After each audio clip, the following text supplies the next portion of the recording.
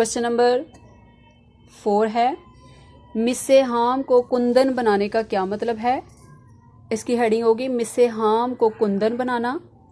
Answer है इसका लफ्ज़ी मतलब है कि तांबे को खालिस सोने में तब्दील करना, लेकिन यहाँ इससे मुराद है कि इंसान को जहालत के अंधेरों से निकाल कर कामयाबी और कामरानी का रास्ता दिखाना।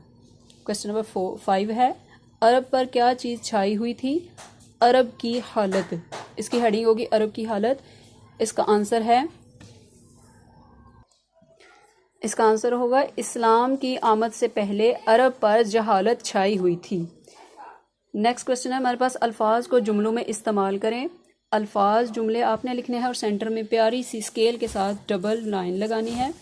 एक साइड पे अल्फाज लिखेंगे मार्कर के साथ और दूसरी साइड पे जुमले बनाएंगे। जुमले आप लोग खुद से भी बना सकते हैं। मैं आपको हमेशा कहती हूँ कि खुद से बनाने की कोशिश किया करें, लेकिन कॉपी वर्क सेम रखने के लिए आप इनको भी फॉलो कर सकते हैं। सेम टू सेम भी लिख सकते हैं, लेकिन रफ कॉपीज़ पे आप खुद से भी इनके हर लफ्ज़ के 3-3 कम अज़ कम खुद से बनाने की कोशिश करें जुमले।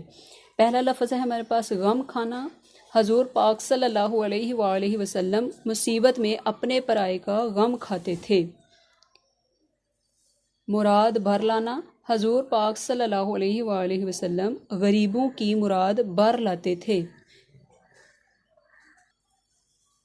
गम खाना का मतलब था फिक्र करना और मुराद भर लाना का मतलब था मुराद पूरी करना। दरगुजर करना यानी कि माफ़ कर देना। हमें दूसरों की गलतियों को दरगुजर कर देना चाहिए। नेक्स्ट है ज़ेरो ज़बर करना यानी कि तबाह बर्बाद कर देना या तह बाला करना, ऊपर नीचे कर देना, तबाह बर्बाद कर देना।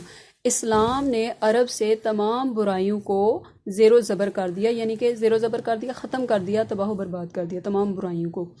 काया पलटना, हालत तब्दील करना।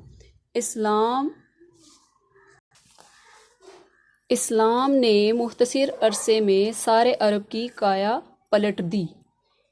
नेक्स्ट है शीरो शकर करना यानी कि आपस में घुल मिल जाना, बहुत ज़्यादा दोस्ती होना।